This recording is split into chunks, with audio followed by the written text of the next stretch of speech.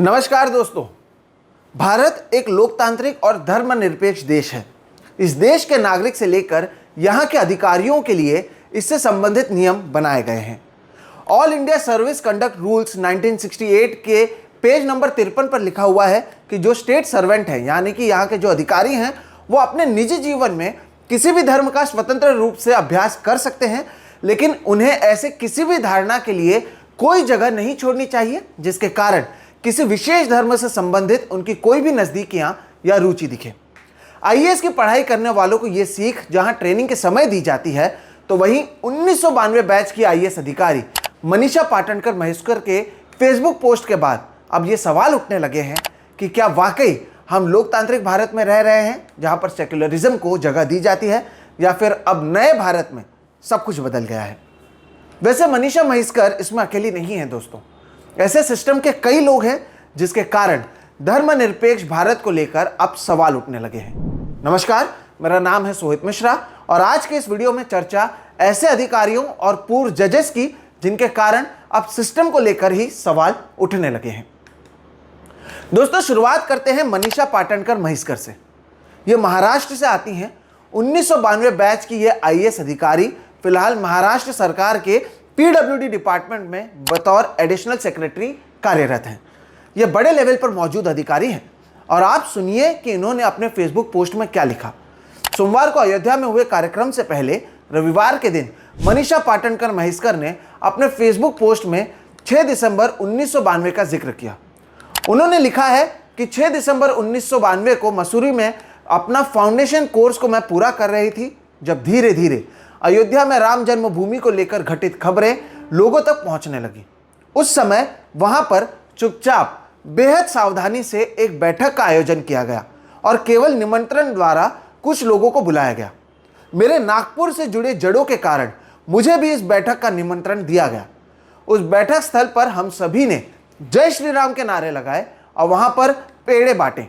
मुझे याद है कि मैंने एक पूरा केसरी पेड़ा खाया था और उसी क्षण 6 दिसंबर 1992 की बहुत ठंडी रात में मुझे पता था कि अयोध्या में जो कुछ हो रहा है वह किसी चीज़ की शुरुआत थी, बहुत सकारात्मक, बहुत शक्तिशाली, बहुत शुभ।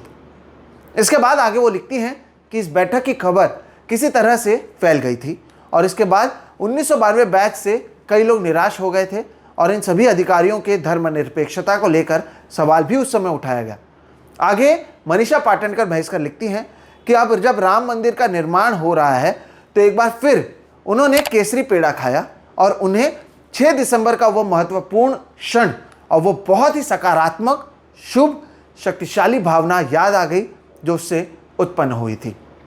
दोस्तों सोचिए, ये टॉप लेवल के अधिकारी हैं और अब खुलकर वो 6 दिसंबर का जश्न मनाने की बात अपने फेसबुक पर कर रही हैं।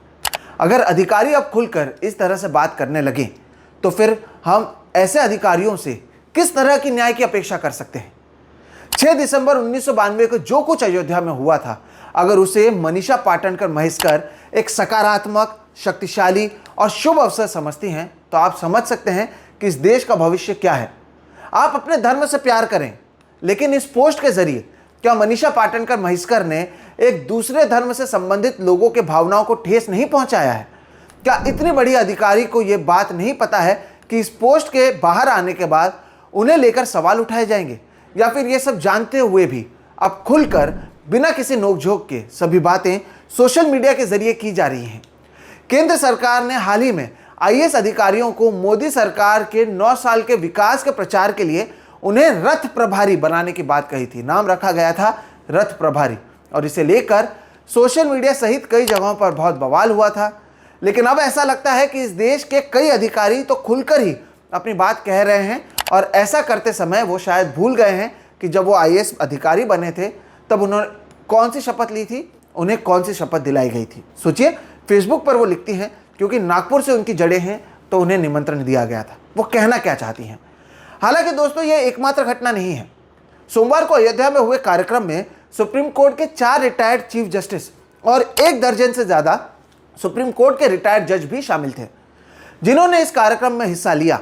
उसमें former chief justice of India N V Ramana, former chief justice of India U U Lalit, former chief justice of India J S Khehar और former chief justice of India V N Khare शामिल हैं। आपको याद होगा पूर्व सीजेआई जेएस खेहर ने ही साल 2017 में अयोध्या मामले पर व्यक्तिगत रूप से मध्यस्थता करने की बात की थी। इसके अलावा अयोध्या में पूर्व रिटायर्ड जस्टिस अशोक भूषण भी शामिल थे, जो उस 5 जज कॉन्स्टिट्यूशन बेंच का हिस्सा थे जिन्होंने साल 2019 में राम मंदिर के निर्माण का रास्ता साफ किया था। दोस्तों, हो सकता है कि ये सभी पूर्व जज अपनी निजी भावनाओं के तहत वहां पर पहुंचे होंगे, लेकिन जिस दिन इस पूरे कार्यक्रम को एक राजनीतिक इवेंट में बदला गया, ये धार्मिक नहीं एक राजनीतिक इवेंट था, जिस दिन सैकड़ों की तादाद में टीवी कैमरा वहां पर मौजूद थे, उस समय वहां पर मौजूद रहकर क्या इन लोगों ने, क्या इन जजेस ने जनता के मन में जो न्याय व्यवस्था को लेकर लगातार सवाल उठते रहे हैं उसे और मजबूत नहीं कर दिया है?